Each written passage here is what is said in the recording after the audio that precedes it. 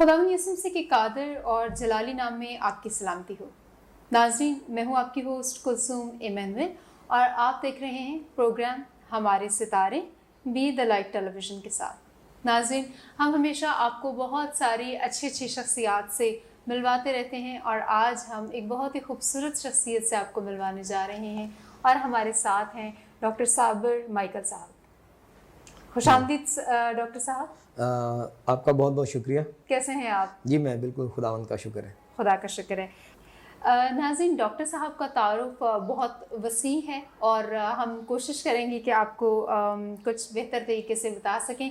Doctor साहब university professor हैं, human rights defender हैं और सोशल एक्टिविस्ट भी हैं और अपनी कौम के लिए पाकिस्तान में बहुत सारी खदमात सर अंजाम दे रहे हैं। डॉक्टर साहब कराची यूनिवर्सिटी में प्रोफेसर हैं, फिर बहरिया यूनिवर्सिटी में सोशियोलॉजी के प्रोफेसर हैं। सर, आपकी बहुत सारी काबिलियतें हैं, सलाहियतें हैं और बड़ी खुशी है आज मुझे पर्सनली कि मैं आपका इंटरव्यू करने जा रही हूँ। सर, मुझे ये बताइए कि आपने डॉक्टरेट किस सब्जेक्ट में किया है? सबसे पहले तो बी द लाइट टीवी का शुक्रिया कि आपने मुझे मौका दिया कि मैं आपके नाजरीन से और ख़ास तौर पे अपनी क्रिश्चियन कम्युनिटी के लोगों से मुखातिब हो सकूं। Thank you so much. मैंने 2006 में अपना पीएचडी मुकम्मल किया था।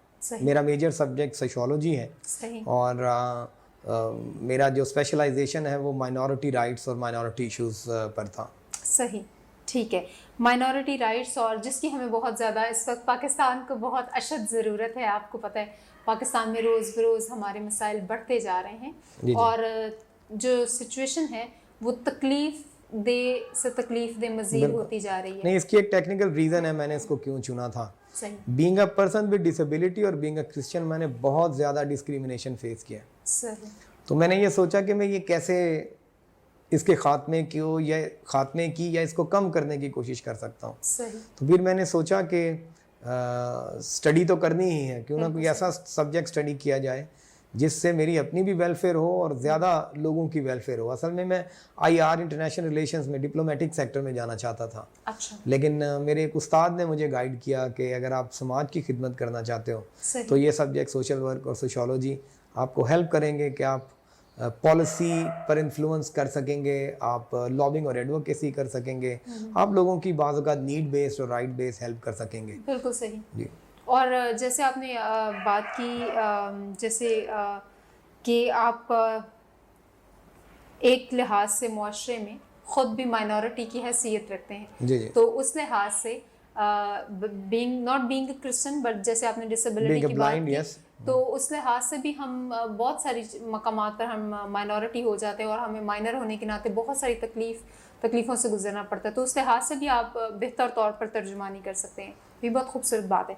अच्छा डॉक्टर साहब, कब से आप फिर माइनॉरिटीज़ के लिए काम कर रहे हैं? बाकायदा आपने ये सारी चीज़ें? हाँ, वैसे तो ड्यूरिंग माई मास्टर्स 1999 में उसी वक्त से हम लोग मुख्तलिफ तंजीमात के साथ बतौर वॉलंटियर काम करते रहे हैं। सही। उसके बाद फिर यह है कि सन 2001 से बाकायदा तौर पे मैंने मुख्तलिफ तंजीमात के साथ मिल के माइनॉरिटी राइट्स स्पेसिफिकली और ह्यूमन राइट्स और ख़ास तौर पे मुआशरे में सोशल इंक्लूजन या सोशल डेवलपमेंट के लिए जो है वो काम शुरू किया। और मैं मुख्तलिफ इदारों से वाबस्ता रहा, जिसमें एक ऑर्गेनाइजेशन थी रास्ती पाकिस्तान के नाम से, हमारे एक मरहूम दोस्त हैं फ्रांसिस रूफी साहब, उन्होंने बनाई थी। वहाँ वाबस्ता रहे, जो बच्चों के हकूक़ के लिए काम करती थी। और वहाँ ज़ाहिर है चूँकि हम क्रिश्चियन थे तो हमारा ज़्यादा इंक्लिनेशन ज़ाहिर है वो टुवर्ड्स माइनॉरिटी चिल्ड्रन होती थी। फिर 2006 में जब मेरी पीएचडी कंप्लीट हो गई तो उसके बाद मैं कुछ अरसा ग्रीनिच यूनिवर्सिटी पढ़ाता रहा, कुछ अरसा ज़ेबिस्ट यूनिवर्सिटी पढ़ाता रहा, फिर पीएफ कीट और फिर 2013 से कराची यूनिवर्सिटी से वाबस्ता हो गया। लेकिन उसके बावजूद मैं इस वक्त मुख्तलिफ ह्यूमन राइट्स ऑर्गेनाइजेशंस के साथ as a volunteer, as a member, as adviser, as a कह सकते हैं कि कंसल्टेंट काम कर रहा हूँ।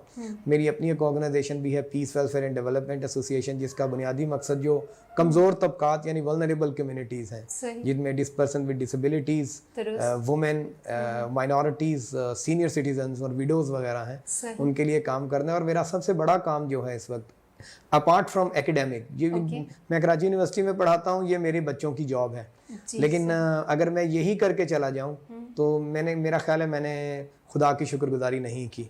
खुदा की शुक्रगुजारी के लिए मैंने ह्यूमन राइट्स का काम को बतौर बुलाहट चुना है और मुख्तलिफ ऑर्गेनाइजेशन से काम करता हूँ। और एक ग्रुप है national lobbying delegation for minority rights, उसमें हम माइनॉरिटीज़ के जो राइट्स हैं ख़ास तौर पे लॉबिंग और एडवोकेसी के ज़रिए प्रो माइनॉरिटी लेजिस्लेशन और प्रो माइनॉरिटी पॉलिसीज़ के लिए काम करते हैं, जिसमें आपने अभी सुना होगा 5% जॉब कोटा, अभी 2% जॉब एजुकेशन कोटा भी KPK और पंजाब में हुआ है। उसमें भी हम ये नहीं कहते हमारा ही ग्रुप इन्वॉल्व है, लेकिन नो डाउट हमारा ग्रुप एक लीडिंग रोल में था। और उसके अलावा हमने हिंदू मैरिज एक्ट के हवाले से बड़ा काम किया जो कि बना 70 साल के बाद हिंदू कम्युनिटी के लिए। फिर ये कि एक क्रिश्चियन पर्सनल लॉज के लिए भी हम काम कर रहे हैं कि जो शादी ब्याह से मुतल्लिक आइली ज़िंदगी से मुतल्लिक कवानीन है उनको बेहतर बनाया जाए। दुरुस्त।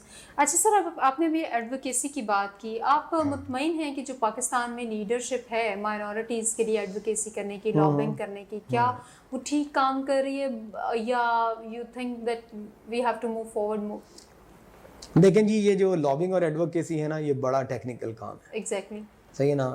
वैसे पाकिस्तान में एक मेजर प्रॉब्लम ये है कि मैं एक दफ़ा किसी एम्बेसडर के साथ बैठा हुआ था तो उन्होंने मुझे कहा कि डॉक्टर साहब, पाकिस्तान में एक मसला ये है, यहाँ हर कोई डॉक्टर है, हर कोई प्रोफेसर है, हर कोई प्रेसिडेंट है, हर कोई चीफ एग्जीक्यूटिव है और हर कोई बिशप है। बिल्कुल। कहता है हमारे पास लेटर्स आते हैं तो हम परेशान हो जाते हैं कि यार किसको एंटरटेन करें। बिशप का एक रुतबा है, बिशप एक डेजिग्नेशन है, हर कोई बिशप बना हुआ है, हर कोई पास्टर बना हुआ है, किसी की वो सेमिनरी भी नहीं है तो उसके बावजूद भी, किसी की प्रॉपर ऑर्डिनेशन भी नहीं है तब भी, और चीफ एग्जीक्यूटिव भी हर कोई घर का ही बना हुआ चीफ एग्जीक्यूटिव। इसी तरह यही हाल है। हमारी लीडरशिप बहुत ज़्यादा कह सकते हैं कि शायद लोगों को शौक तो है लेकिन प्रॉपर अवेयरनेस और ट्रेनिंग की कमी है। और जो सबसे बड़ा मसला है हमारे यहाँ डिसयूनिटी है, लीडरशिप में आपस में कोई कोऑर्डिनेशन नहीं है। सही। जिसकी वजह से वो जो लॉबिंग और एडवोकेसी का काम है वो इफेक्टिवली सही हो नहीं पाता। ठीक है। तो ये आपने जैसे एक इशू की तरफ बात उठाई कि हुक्मरान ज़्यादा हैं और रियाया बहुत कम है जिस पर रूल किया जा सके। हर किसी को रूल करने की ही चाहत है और कोई ये नहीं सोच रहा कि हम, अच्छा जब ये सारी सिचुएशन होती है तो उस वक्त कितने मिसयूजेस होते हैं और कोई आपको समझ नहीं आता कि आप किस तरफ जा रहे हैं, किस तरफ जाना है। मैं बड़ा ना एक इम्पोर्टेंट और थोड़ा सा तल्ख पॉइंट आपके साथ शेयर करने लगा हूँ। जी प्लीज़। हमारी कौम में फर्माबरदारी रह ही नहीं गई। हम जिस डिनोमिनेशन से भी ताल्लुक रखते हैं हम आमतौर पे उसके रूल्स को तो फॉलो करना ही नहीं चाहते। जहां से हमारी बात पास्टर साहब या फादर जी ने नहीं मानी, चलो जी हम दूसरी कलीसिया में चले जाते हैं। ठीक है ना। ये बड़ा बहुत अहम मसला है। मैं आपको सच्ची बता दूं, मुझसे कोई इख्तलाफ करे, इसमें ईमानी नुक्ता नजर कम है। बस आपकी मर्जी नहीं पूरी हो रही, आपको इंपॉर्टेंस नहीं मिल रही, आपके जायज नाजायज काम नहीं हो रहे, जिसकी वजह से लोग फिर डिफरेंट इधर से इधर मूव करते रहते हैं। लेकिन उससे होता क्या है, चर्च कलीसिया को नुकसान हो रहा है। भूल जाएं कैथलिक, प्रोटेस्टेंट, पेंटिकॉस्टल, नुकसान हो रहा है चर्च को बहुत ज्यादा, हमारे आलमगीर कलीसिया को बहुत नुकसान हो रहा है इन चीज़ों से। तो सर आप ये जो आपने बात इतनी तल्ख हकीकत को बयान किया है, ये तो मैं नहीं समझती वो ट्रू क्रिश्चियंस होंगे जो छोटी सी बात की वजह से अपने फेथ को, आखिर हर डिनोमिनेशन का एक अपना मंशूर है, एक अपना कुछ पॉइंट्स को लेकर चलती हैं, वो उनको सोचे समझे बगैर ही अपने किसी ज़ाती मफाद पर उसको क्विट कर देते हैं और चेंज कर देते हैं। तो ऐसे लोगों की तो ज़रूरत ही नहीं है इस डिनोमिनेशन को, जिसको अपने फेथ का ही नहीं पता। मैं आपसे जिक्र करना चाहता हूँ कि जिन दिनों में यूसुफ यूहन्ना साहब मुसलमान हुए थे, जी खुदा उन्हें खुश रखे, मुझसे मीडिया वालों ने पूछा जी कि आपको उनके जाने से क्या फील करते हैं। मैंने कहा जी मैं बड़ा खुश हूँ, बिल्कुल, क्योंकि क्रिश्चियनिटी क्वांटिटी पे नहीं, सॉरी क्वांटिटी पे नहीं, क्वालिटी पे बेस करती है। और अगर सिर्फ साबिर माइकल एक क्रिश्चियन दुनिया में बाकी है तो अगर वो फेथफुल है तो सब पे भारी है। डोंट वरी, उनको जाने दें, खुश रहें, कोई ऐसा मसला नहीं है। तो ऐसा भी जहां लोग जाना चाहते हैं, इवन हम तो जो लोग अपना मजहब तब्दील करके मुसलमान भी होना चाहते हैं और उनकी अंडर एज ना हो, हमें उनसे कोई एतराज नहीं है, बिल्कुल सही है ना। लेकिन उसमें बस फोर्स का एलिमेंट ना हो, एलिमेंट ना हो। हमें तो as a human rights defender हम तो बिलीव करते हैं, ठीक है भाई। और ना ही हमारे मजहब ने तारीख निकाल के देख लें, कभी मसीहत ने या मसीही लोगों ने जबरदस्ती लोगों को अपनी तरफ माइल करने की कोशिश नहीं, कभी नहीं जी। क्योंकि हमारे मसीह का तो की तो बात ही बहुत खूबसूरत है कि यीशु मसीह ने खुद कहा कि अपने दुश्मनों से प्यार करो और सताने वालों के लिए दुआ करो। तो फोर्स कन्वर्जन वाली बात तो का सवाल ही नहीं पैदा। और ये बात बिल्कुल दुरुस्त है कि जो लोग अपने फेथ को पहचानते नहीं हैं वो भले किसी भी मज़हब में चले जाएं, हमें उससे कोई फ़र्क नहीं पड़ता। जी बिल्कुल। सर, बहुत सारे लोग जो हैं इस बात को जाने बगैर अपने ज़ाती मफादात की वजह से, अपनी बेसिक नीड्स की वजह से कन्वर्ट हो जाते हैं। आपका क्या समझते हैं, क्या चर्च की ये जिम्मेदारी नहीं, फेथ है एक तरफ, लेकिन हमें बेसिक नीड्स को, चर्च को एड्रेस करना चाहिए, बेसिक नीड्स को जो एक आम मैं आपको अमाल की किताब में ले जाऊंगा, सही, जहाँ ये लिखा गया था कि कलीसिया एक बदन की तरह थी और लोग अपनी जायदादें बेच बेच के रसूलों के पाँव पे ला के रखते थे। बिल्कुल सही। थोड़े दिन पहले मैं किसी जगह था और कोई मजहबी शख्सियत ही थी, तो कलीसियाई मसाइल के ऊपर और मसीही कम्युनिटी के मसाइल के ऊपर बात हो रही थी, और उन्होंने कहा जी कि देखें, पहले लोग जो हैं वो अपना माल बेचकर लाकर रसूलों के पाँव पर रखते थे। तो मेरे साथ कोई दोस्त बैठे हुए थे, उन्होंने कहा फिर ऐसे शागिर्द भी तो होना। बिल्कुल दुरुस्त है। सही है, ऐसे शागिर्द हों तो आज भी हम उनके पीछे जान देने के लिए तैयार हैं। बिल्कुल सही, ठीक है ना। ज्यादातर आजकल जो ट्रेंड है प्रीस्ट बनने का, नॉन ट्रेंड है, नॉन कमिटेड है, और असल मोटिव उनके हैं कुछ और। और जहां तक आपने वो बात की कि जो मैंने पहले रेफरेंस दिया था कि ये चर्च की जिम्मेदारी है कि वो अपने लोगों की हिफाजत करे, खास तौर पे पाकिस्तानी रियासत में जब हम माइनॉरिटी हैं तो हुकूमत पाकिस्तान की प्रायोरिटी नहीं है हम। जब अब हुकूमत की तरजीहात में नहीं है तो ये चर्च को माँ का किरदार अदा करना होगा। बिल्कुल सही। और माँ जो है वो बच्चों की हर नीड को पूरी करती है, और हम अनफॉर्चुनेटली देखते हैं कि चर्च में लोगों का ज़्यादा रुझान इबादतों की तरफ है, क्रूसेड्स की तरफ है। एजुकेशन और हेल्थ जो किसी भी कौम की बैकबोन होती है उधर नहीं है। अक्सर बेशतर टेलीविजन पर आपने, या टेलीविजन पे नहीं, सोशल मीडिया पे आपने एक वीडियो सुनी होगी, वो जो अजीज़ी वाला शो करते हैं सोहेल अहमद साहब। अजीज़ी साहब ने ये बताया कि जी 1947 में जब इजराइल की रियासत कायम हुई तो यहूदियों ने कोई $1 बिलियन का फंड जमा किया और कहा जी कि इससे हम कोई काम करना चाहते हैं। वहाँ जो उनके मजहबी रबाई थे, चीफ रबाई, उसने कहा ये सारे पैसे मुझे दे दो। उन्होंने एक फंड कायम किया और उससे उन्होंने तालीमी इदारे बनाने शुरू किए। और आज अगर रियासत इसराइल, मैं वादे तौर पे कहना चाहता हूँ कौम इसराइल नहीं, इस वक्त ये रियासत इसराइल है, अगर उसके शहरी दुनिया भर की इकोनॉमी और समाजियात और कल्चर पर गालिब हैं तो सिर्फ और सिर्फ तालीम की वजह से।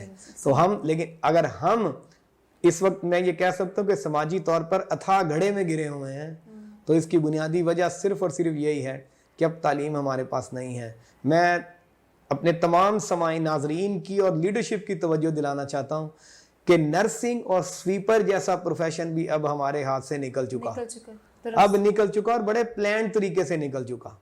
ये भी आपके हाथ में आने वाला नहीं है। पहली बात यह कि पहले लड़कियां मैट्रिक करके नर्सिस बन जाती थी, अब इंटरमीडिएट आ गया, फिर नर्सिंग हो गई 4 साल की, फिर महंगा इतना हो गया कि इस वक्त अगर आप कराची में जो नर्सिंग कॉलेजेस हैं उनको देखें तो 12,000 पर मंथ से फीस किसी की भी कम नहीं है। और हमारे खानदानों में 12,000 एक बच्ची की फीस देना, फिर उस या बच्चे की देना, फिर उसके दीगर एक्सपेंसेस, यानी 18,000 कम अज कम, ये नॉन अफोर्डेबल, ना महाल है हमारे लिए, ये मुश्किल है। ऐसी सूरत में चर्च को आगे आना होगा। हमारा एक ही कैथलिक चर्च का होली फैमिली हॉस्पिटल है जहाँ पे नर्सिंग होती है। मैं ये चाहता हूँ कि पेंटिकॉस्टल चर्चेस जो हैं और इवन कैथलिक चर्च भी नर्सिंग हॉस्पिटल्स को बढ़ाए, पेंटिकॉस्टल चर्चेस और दीगर लोग भी अपनी रूहानियत की खिदमत को जारी रखें, वो भी हमारे लिए बहुत ज़रूरी है। ठीक है, और लेकिन ये वाले काम करने की ज़रूरत है। हमारी आज तक कोई मसीही यूनिवर्सिटी नहीं है। लाहौर में एक FC कॉलेज है, वो बहुत पुराना बना हुआ है, ठीक है ना, लेकिन वहाँ भी अनफॉर्चुनेटली एक्सेस ज़्यादा, बहरहाल जिन लोगों की है वो एक डिबेटेबल चीज़ है। लेकिन बुनियादी तौर पे हमें तालीम की तरफ तवज्जो देनी है, हमें सेहत की तरफ तवज्जो देनी है, और हमें ख़ास तौर पे अपने लोगों की जो अवेयरनेस के ज़रिए करैक्टर बिल्डिंग है वो करने की ज़रूरत है। अक्सर बेशतर आपने देखा होगा जी, आजकल बड़ी बहस होती है फोर्स कन्वर्जन के हवाले से। मैं कभी कभी हैरान होता हूँ कि हमारे लीडर्स इंटरफेथ के नाम पे गैर मुस्लिम रहनुमाओं को पुलपट पे अल्तार पे खड़े किए होते हैं, लेकिन पुलपट और अल्तार से कभी क्यों लड़कियों को या माओं को या पेरेंट्स को नहीं समझाया जाता कि अपनी बच्चियों को घर में भी तरबियत दें कि गैर, यानी कि नॉन किसी गैर मजहब के साथ आपने इस दवाजी रिश्ते में शामिल नहीं होना, दोस्तियों में शामिल नहीं होना, क्योंकि इस और साथ साथ हमें उसके आफ्टर इफेक्ट्स बताने चाहिए। सही। अगरचे मजहबी लीडरशिप के मुतालिक हमारे यहाँ बड़ी सारी बदगुमानियां, लेकिन ये बात भी उतनी ही तय है कि आज भी हम मानते और सुनते उन्हीं की हैं। तो ये उनकी जिम्मेदारी बनती है कि वो चर्चिज में इन चीज़ों को बताएं कि क्या माहौल है। फिर ब्लास्फेमी के हवाले से बहुत सारी सिचुएशन है, हमें लोगों को सेंसिटाइज करने की ज़रूरत है चर्चिज में कि हमें कभी भी किसी भी जगह ख़ास तौर पे अपनी कम्युनिटी से बाहर मजहबी मौज़ूआत पर बहस नहीं करनी। ये सारी चीज़ें कौन बताएगा, क्योंकि जब मसाइल बिगड़ जाते हैं तो फिर कोई आगे संभालने के लिए नहीं आ पाता। तो बेहतर है उससे पहले कि जो पेशगी इक़दाम हैं उनको दुरुस्त किया जाए। बिल्कुल। बहुत अच्छी बात की डॉक्टर साहब आपने।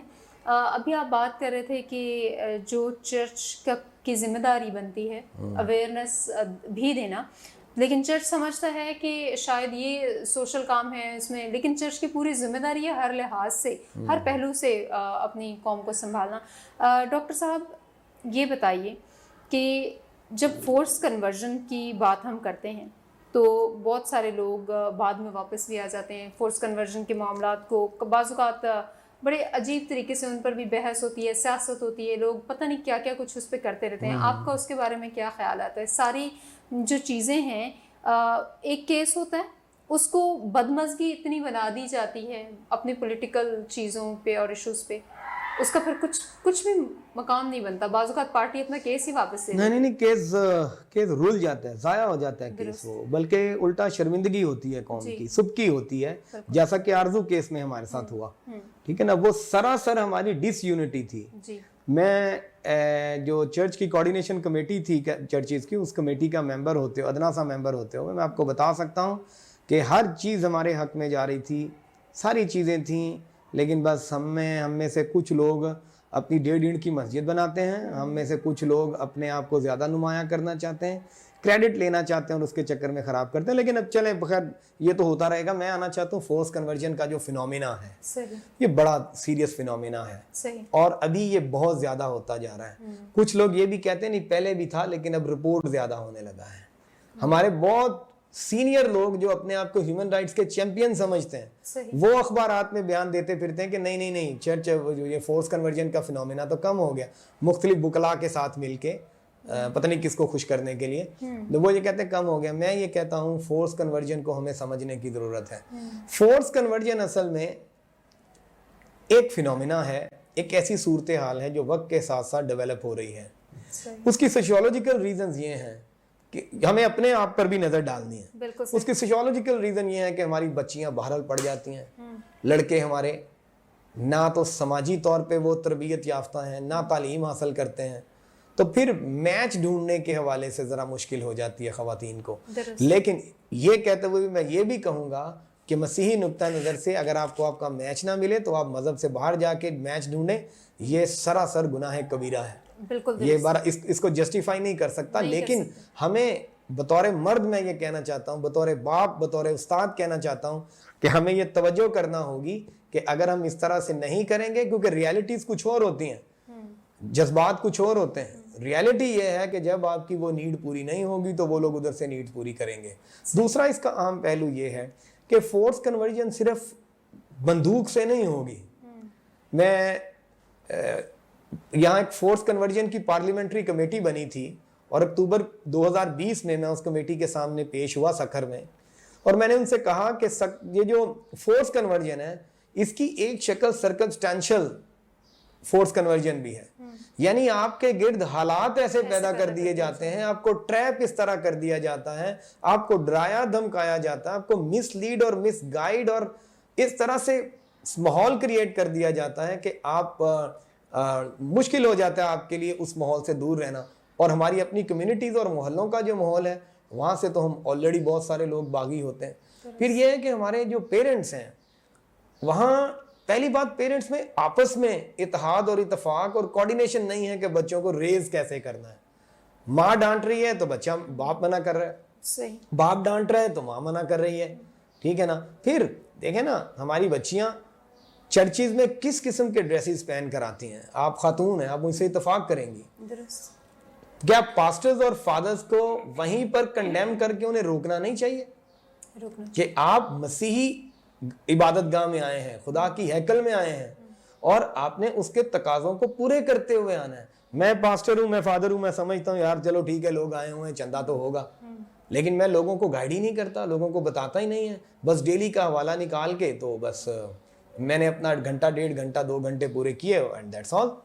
भाई ये मैं अभी थोड़े दिन पहले मैं पेशावर में किसी जगह था और किसी रिलीजियस पर्सनैलिटी से मेरी बात हो रही थी, तो वो बड़ा अफसोस का इजहार कर रहे थे कि हमारी क्रिश्चियन कम्युनिटी, हमने बहुत कोशिश करते हैं एजुकेशन की, लोग एजुकेशन लेते नहीं हैं। मैं उनकी गुफ्तगू सुनता रहा, लेकिन मैंने उनसे ये कहा कि मोहतरम, अर्ज़ ये है जिस शोबे से आपका ताल्लुक है, यानी आप मजहबी शख्सियत हैं, एक चर्च को लीड करते हैं, मैं टीचर हूँ, हमें ये सोचना और ये कहना वाजिब नहीं बनता, क्योंकि अगर ऐसा है तो फिर हमें अपने चर्चेज भी बंद कर देने चाहिए, कॉलेजेस और यूनिवर्सिटीज़ भी बंद कर देनी चाहिए, क्योंकि हमें तो मुसलसल कोशिश करनी है, बिल्कुल जिंदगी की आखिरी सांस तक कोशिश करनी है। और जैसा कि फोर्स कन्वर्जन के हवाले से भी अक्सर ये बहस होती है कि नहीं जी लड़कियां बहुत सारी मर्जी से जाती होंगी।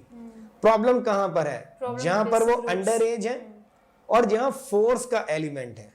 याद रखें, जहां फोर्स का एलिमेंट है, तो अगर मैंने पहले भी अर्ज किया था कि अगर कोई मजहब तब्दील करता है तो कोई इशू नहीं है, उसकी जाती मर्जी है, लेकिन वो जहां अंडर एज का इशू आएगा, जहां फोर्स कन्वर्जन का इशू आएगा, वहां तो, और फोर्स मैरिज भी फिर जाहिर है, असल में तो फोर्स मैरिज होती है, उसको कवर करने के लिए force conversion of the religion होती है ताकि उसको प्रोटेक्शन मिल सके। तो ये बड़ी बुनियादी चीज़ है, हमें इन सारी चीज़ों की तरफ तवज्जो देना होगी। हमें अपना घर सीधा करना है, सबसे पहले अपने आप को यूनाइट करना है कम्युनिटी को। हम लोग वो जैसे यीशु मसीह ने फरमाया था कि नबी अपने घर में मकबूल नहीं होता। हमारे यहाँ जो लोग थोड़े संजीदा हैं, पढ़े लिखे हैं, कहाँ रिस्पेक्ट है उनकी? कहाँ रिस्पेक्ट है? लोग सुनते ही नहीं सुनते। तो ये हमें सोचना होगा, देखना होगा। मैं एज ए सोशियोलॉजिस्ट प्रिडिक्ट करना चाहता हूँ, अगले 5-10 साल में अपनी कौम की बहुत बुरी हालत देख रहा हूँ, फोर्स कन्वर्जन के हवाले से, एजुकेशन के हवाले से, सेहत के हवाले से। मैं कहता हूँ कि हमारे घरों में, हर घर में चले जाएं, कोई 2 बंदे तो गुटखा पान खाते ही होंगे। और क्या करते हैं, कम से कम 3,000 का खर्चा है, 100 रुपए का बंदा तो एक गुटखा खाता ही है। हम चर्च पे बड़ी क्रिटिसिज्म करते हैं, लेकिन जरा अपनी अदाओं पे तो गौर करें। हम स्कूल में जाते हैं, किसी भी स्कूल, कैथलिक में या नॉन कैथलिक या किसी भी स्कूल में चले जाए, हमारा पहला एक्सपेक्टेशन ये है कि जी चर्च हमें फीस माफ कर दे। बिल्कुल दुरुस्त। अच्छा, फीस कम कर दे। भाई आप 3-4 हज़ार रुपए का गुटखा खा सकते हो, तालीम के ऊपर पैसे नहीं लगा सकते, और फिर फादरों और पादरियों पे तनकीद शुरू हो जाते हैं। बिल्कुल सही। आप first you deserve and then desire. सही, बिल्कुल सही। बहुत शुक्रिया डॉक्टर साहब, आपसे गुफ्तगू करते हुए हमें वक्त का अंदाज़ा ही नहीं हुआ। और नाज़रीन, एक छोटे से ब्रेक के बाद मिलते हैं, कहीं मत जाइए, stay tuned with be the light television.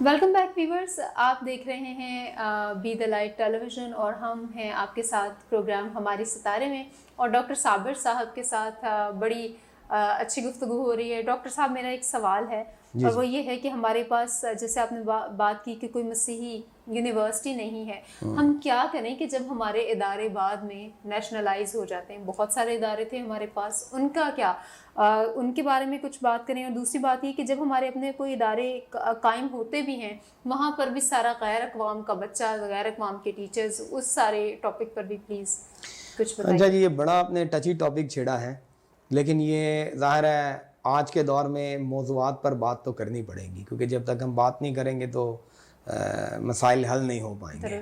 किसी भी मसले को हल करने के लिए उसको एडमिट करना ज़रूरी है कि हाँ जी ये मसला है। अब हमारे यहाँ नाखानदगी एक मसला है। बिल्कुल। अब जब मैं नाखानदगी की बात करता हूँ ना, तो एक चीज़ बड़ी बुनियादी समझें, मैट्रिक और इंटर तक जो तालीम है वो बेसिक एजुकेशन है। बिल्कुल सही। उसकी बेस के ऊपर कौमें तरक्की नहीं किया करते हैं, वो तो बेसिक एजुकेशन है, सोशलाइजेशन का हिस्सा है। असल तालीम शुरू होती है इंटरमीडिएट के बाद, जब आप प्रोफेशनल लाइफ में जाते हैं, प्रोफेशनल फील्ड्स को चूज करते हैं, either you go towards nursing, engineering, law, medicine, medical, so and so fourth. अगर हम इस एतबार से अपनी कौम को देखें तो हमारे जो तालीमी इदारे हैं, जैसे आपने कहा जी, कि ज़ाहिर है उसमें गैर अक़वाम के लोगों की असातिज़ा और तलबा के हवाले से अक्सरियत होती है। सही, क्योंकि ये मुल्क अक्सरियत का है, उनका है, तो लिहाजा ये अक्सरियत तो होगी। बिल्कुल। लेकिन हमारी ये जिम्मेदारी है कि ये इदारे जो हमारे ही बच्चों के लिए और हमारी ही कलीसियाओं के नाम पे बनते हैं, उनकी फर्स्ट प्रायोरिटी क्या है? क्या ये इदारे हम कमर्शियल बेसिस पे चला रहे हैं या इन इदारों को हम कलीसियाई तौर पर चलाना चाहते हैं? मैं ये समझता हूँ कि ज़ाहिर है एक्सपेंसेस भी इन्वॉल्व हैं, लेकिन मैं एक एक्सपीरियंस शेयर करना चाहता हूँ। हमारे चर्चिज़ को क्या करना चाहिए? लोग कहें ना कहें, चर्च लीडरशिप को ये जानना होगा, मानना होगा कि लोगों के दिलों में बड़ी रिजेंटमेंट है इसके ऊपर कि हमारे अपने बच्चे अपने तालीमी इदारों में उस तरह से नहीं जा पाते। अब लोगों के मसाइल हैं, लोगों के मसाइल तो रहेंगे। मैं और आप बतौर उस्ताद और रिलीजियस लीडर, हम जिन जिम्मेदारियों पर हैं, हमें कंटिन्यूसली लोगों के साथ खड़ा होना है। ऐसा नहीं है कि किसी की बात हमें पसंद आई है तो हम उनको कहें ठीक है बाहर में जाओ। अगर हम ऐसा करते हैं तो हम अपनी बिलाहट से गफलत बरत रहे हैं, बल्कि मैं कह रहा हूँ गफलत से भी शायद थोड़ा आगे जा रहे हैं हम लोग। तो मैं ये कहना चाहता हूँ, मेरी एक प्रपोजल है कि तमाम मसीही डायसीज को, जो छोटे हैं बड़े चर्चिज हैं, उनको एमरजेंसी एजुकेशन एमरजेंसी डिक्लेयर करनी चाहिए। बिल्कुल सही। अपने एक्सपेंसेस कम कर करके सारे के सारे एक्सपेंसेस एजुकेशन की तरफ लगाने चाहिए। सही। ये बड़ी बुनियादी ज़रूरत है और हमें अपने कॉलेजेस और यूनिवर्सिटीज़ ज़्यादा बढ़ाने चाहिए। अब कराची में एक सेंट पैट्रिक कॉलेज है, मुझे नहीं पता होली ट्रिनिटी अभी पूरा ग्रेजुएशन तक हो सका है कि नहीं। क्यों नहीं हो सकता? वो उसका भी अपना एक स्टैंडर्ड है, उसको होना चाहिए। फिर हर डायसिस में ऐसे कॉलेजेस बनने चाहिए जहां बच्चों की तरबियत हो सके, और उसमें ख़ास तौर पे ये तादाद के रेशो के हवाले से मेरा प्रपोजल ये है, मैं ये चाहता हूँ कि 60% तलबा और असातिज़ा, मिनिमम 60% हमारे अपनी कलीसियाओं से ताल्लुक़ रखने वाले होने चाहिए और 40% जो हैं वो दीगर लोग उसमें हो सकते हैं। और एक कदम और आगे जाके मैं ये कहूँगा कि मसीही जो लोग हैं उनकी फ़ीस आधी होनी चाहिए। आमीन। मैं जिस स्कूल में पढ़ता रहा हूँ, कॉन्वेंट हाई स्कूल, मरहूम फादर अमात उल-दीनों ने एक ब्लाइंड सेंटर बनाया हुआ था और उन्होंने हमारा एक स्कूल बनाया था जिसमें हम आम लोगों के साथ जाके पढ़ते थे, स्टूडेंट्स के साथ। उस कॉन्वेंट स्कूल में तकरीबन 600 के करीब, 650 के करीब क्रिश्चियन लोग थे और बाकी कोई 350-400 के करीब दीगर अक़वाम से लोग, कौम से लोग थे, और उनकी और हमारी फ़ीस में आधा आधा फ़र्क था। सही। वो ये कहते थे कि हम जो भी दीगर मज़हब से आएंगे उनसे हम डोनेशन लेके अपने एक्सपेंसेस भी मीट करेंगे। सही। अच्छा, मुझ जैसे लोगों की इस किस्म की बातों को ना लोग हकारत से देखते हैं। नहीं, कि यार ये नहीं, मतलब खास तौर पे जो लीडरशिप में यार इनका तो ये काम है, इनकी तो ये नौकरी है। ये नौकरी नहीं है, याद रखें। अगर आपने इसकी तरफ कंसंट्रेशन नहीं दी तो आप लोगों को चंदा देने वाले लोग भी कम होते जाएंगे। बिल्कुल सही। और अगली चीज मैं ये एक और प्रपोजल देना चाहता हूँ कि हमें एफर्ट करनी चाहिए अपने लोगों को ज्यादा से ज्यादा बैरून मुल्क भेजने की, काम के लिए, असाइलम और इमिग्रेशन, असाइलम के लिए नहीं, असाइलम को डिस्करेज करना चाहिए क्योंकि ये हमारा मुल्क है, हमें यहीं रहना है, यहाँ रह के हम अपने मसाइल को हैंडल करेंगे। लेकिन बहरहाल जहाँ जरूरत हो, मैं उससे इनकार नहीं करता, वो ऐसा नहीं है क्योंकि वो भी एक कानूनी तरीका है, लेकिन ज्यादातर हमारी कोशिश होनी चाहिए कि हम अपने लोगों को बाहर भेजें, क्योंकि जब वो लोग बाहर जाएंगे तो वो कलीसिया को मजबूत करेंगे यहाँ पे। लेकिन उसके लिए बाहर भेजने से पहले हमें अपनी कौम के अंदर एक नेशनहुड या कौम परस्ती जो है वो डेवलप करना होगी। सही। सर, जितनी भी आपने बातें की उनको अगर हम सम अप करें तो वो सारी बात यहाँ पर आके ख़त्म होती है कि हमें सब कुछ पहले रूट लेवल से ग्राउंड रियलिटीज़ को समझकर स्टार्ट करना होगा और हमारी ही सारी जिम्मेदारी है, तब जाके रियासत हमें एडमिट करेगी और हमारे तहफ़्फ़ुज़ात के बारे में सोचेगी। क्योंकि अभी तक तो रियासत ने ना सिर्फ हमें इग्नोर किया है बल्कि जो हमारे ऊपर जुल्म होता है उसको भी तकरीबन वो उल्टा जुल्म को प्रोटेक्शन। मुझे मेहरबानी करके इजाज़त दें, और इस नुक्ते को आप ज़रूर एडिटिंग भी कर रहे हो तो इसको जहन में रखना है, प्लीज़ इसको ज़रूर लाना है, ये बड़ा अहम मसला है। थोड़े दिन पहले बात हो रही थी, एक सोशल मीडिया पे बाजी गजाला शफीक ने एक पोस्ट डाली, उन्होंने ये कहा कि जी हमारी सेंसस के हवाले से बड़े मसाइल हैं। मैंने उनका शुक्रिया भी अदा किया कि बाजी ने कहा, हम नुक्ते की तरफ इशारा किया, लेकिन आज मैं इस नुक्ते को स्पेल आउट करना चाहता हूँ, एक्सप्लेन करना चाहता हूँ। ठीक है, जमहूरियत में तादाद बहुत मैटर करती है। बिल्कुल सही। जितनी आपकी तादाद है उसी एतबार से आपको वसाइल मिलते हैं। सही। हमारी तादाद जो गवर्नमेंट के मुताबिक हम लोग 16 लाख हैं मसीही, और हिंदू कम्युनिटी हमसे 22 लाख है। मैं इसके ऊपर शायद इत्तेफाक ना करूं, लेकिन मेरे इत्तेफाक ना करने से कुछ होता नहीं है, क्योंकि गवर्नमेंट के स्टैटिस्टिक्स बहरहाल हतमी होते हैं। बिल्कुल सही। मैं तमाम चर्चिज को दावत देना चाहता हूं कि इस पर गौर करें कि क्या हम अपना शेडो कंसेंसस या जो हम अपने तौर पे अपनी मर्दमशुमारी मुनक्कद नहीं कर सकते। हमारा चर्च तो हिंदू कम्युनिटी से कहीं ज्यादा भारत कहीं ना कहीं हर डिनोमिनेशन का एक सेटअप तो है ना, एक रजिस्टर तो है। चाहे किसी के पास 100 लोगों की कलीसिया है, वो लोग रजिस्टर्ड तो हैं। खास तौर पे चर्च ऑफ पाकिस्तान और कैथलिक चर्च को लीड लेनी चाहिए इसमें कि हम अपना सेंसस करके हुकूमत को ये बताएं कि आपने जो हमारी आबादी पेश की है ये सही आबादी नहीं है।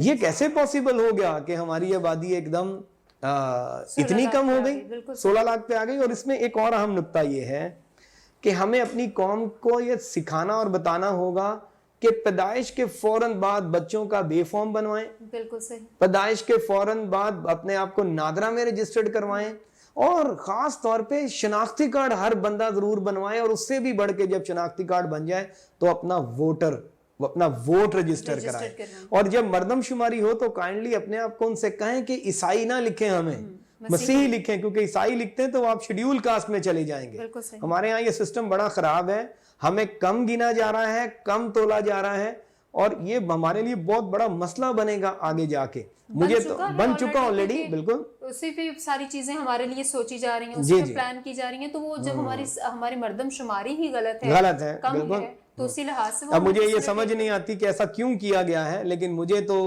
मैं शाकी हूँ इसके मुतालिक रियासती रवैये से। सर सभी लोग शाकी हैं, ऐसा नहीं है कि एक आम इंसान भी इस बात से अवेयर है कि ये मुनासिब रवैया नहीं है और ये गलत स्टेटस पेश किए जा रहे हैं। अच्छा सर ये बताइए कि ये सारा काम सोशल वर्क करते हुए और ये जितना आप अपना जहन कौम पर लगाते हैं, इससे आप क्या महसूस करते हैं? आप इनर पीस फील करते हैं? खुदा करे इसका फल मिले हमें, तो आप कैसा फील करते हैं? जी बेटा, थैंक यू वेरी मच इस सवाल के लिए। मैं आपको ये बताना चाहता हूँ कि मैं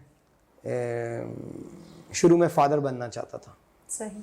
लेकिन मुझे पता चला कि शायद बीइंग अ ब्लाइंड मैं फादर नहीं बन सकता। ओह सही। तो मैंने ये सोचा कि फिर मैं किस तरह से बुलाहट को निभा सकता हूँ। सही।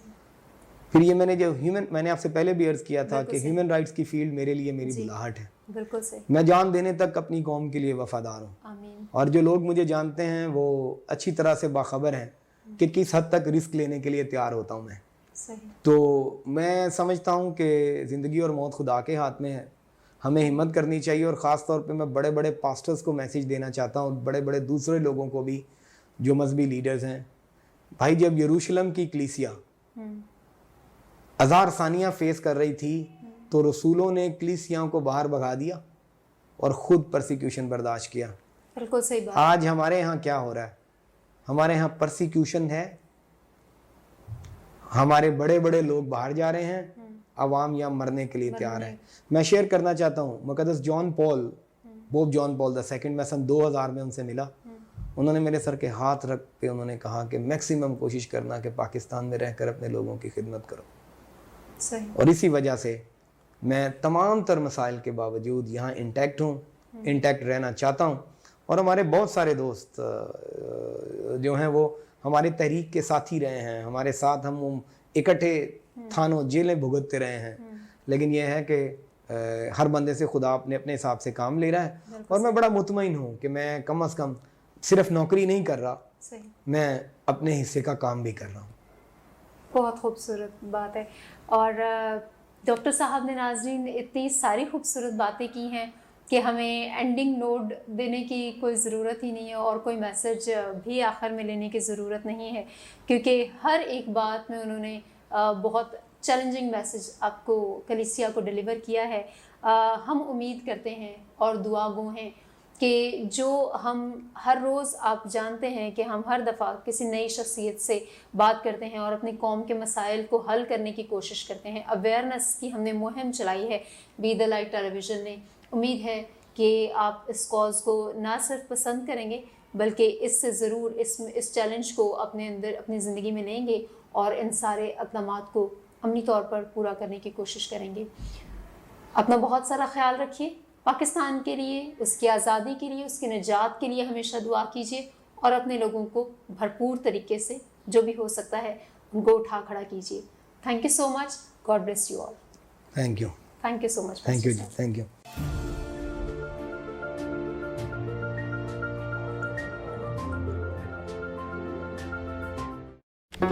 Do not forget to like the video, subscribe BTL TV, and press the bell icon to receive notifications.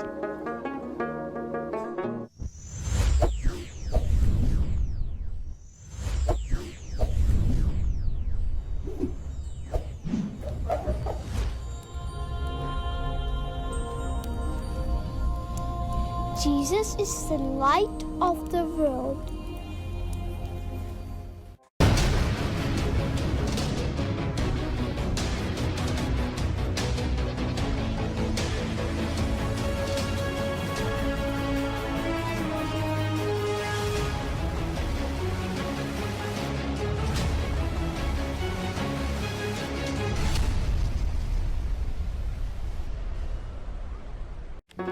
Do not forget to like the video, subscribe BTL TV, and press the bell icon to receive notifications.